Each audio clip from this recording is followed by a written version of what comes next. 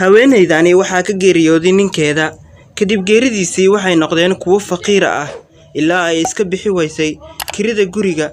ninka guriga iskale ayaa wuxuu ku amray in ay banaanka uga baxaan gurigiisa xilli uu daran yahay qabowga iyo roobabka dhacaya.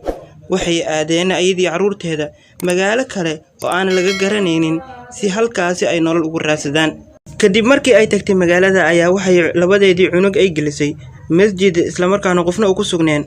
waxa ayna aaday magaalada si ay waxay cuni lahaayeen ugu soo raadiso. waxay la kulantay mid ka mid ah odayaasha magaalada waxayna u sharaxday xaaladeedu sida ay tahay.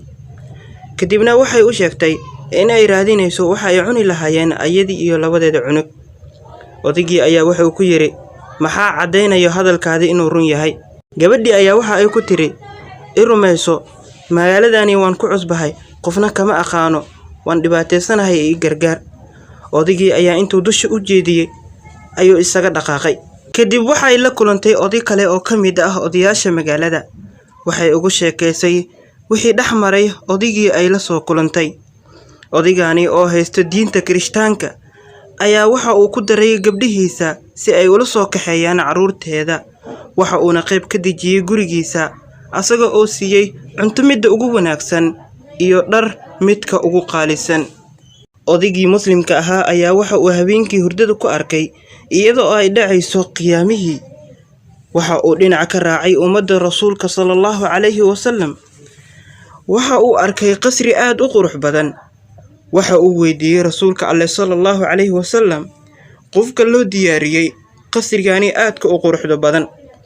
rasuulka alle sallallahu alayhi wasallam ayaa waxa ugu jawaabay odaygii waxa loo diyaariyay qof muslim ah oo muwaxid ah. odaygii ayaa waxa uu yiri yaa rasuulullah anigaba waxaan ahay qof muslim ah oo muwaxid ah. rasuulka alle sallallahu alayhi wasallam ayaa waxa uu ku yiri odaygii maxaa cadeynayo in aad tahay qof muslim ah oo muwaxid ah. intaa kadib waxa uu ka soo booday hurdada. waxaa ku soo dhacday hadalkii uu ku dhahayay haweenaydii miskiinka ahayd. kadib markii waaga uu baryay waxa uu baaday goob weyn u galay sidii uu ku heli lahay haweenaydii. waxa uu ogaaday in ay la joogto mid ka mid ah odayaasha magaalada isla markaana ah oday haysto diinta Kirishtaanka.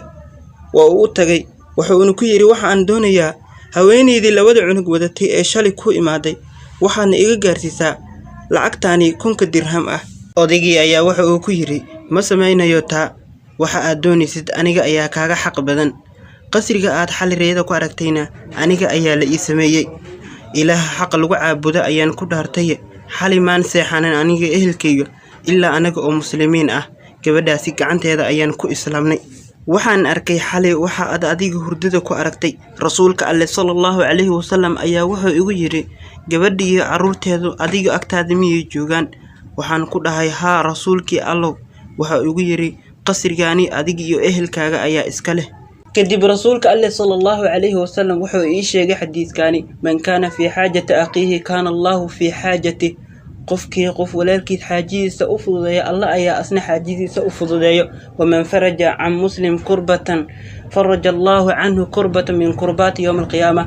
qofkii qof muslim ah kurbad ka feedo Allah ayaa asna ka badbaadiyay kurbooyinka ay leedahay maalinta qiyaamo. waman satara musliman satara Allahu yawm al-qiyamah. qofkii qof ceebihiisa qariyana Allah ayaa ceebihiisa qariya asna maalinta qiyaamo. odaygii ayaa shallaayay waxa uu ku calaacalay haddii aan u gargaari lahay gabadhani goortii ay gargaarka iga dalbanaysay hadday rabto beenteeda ha ahaatee ajarkani ayaan heli lahaa oo alle waxa uu igu sii lahay niyadeyda wanaagsan.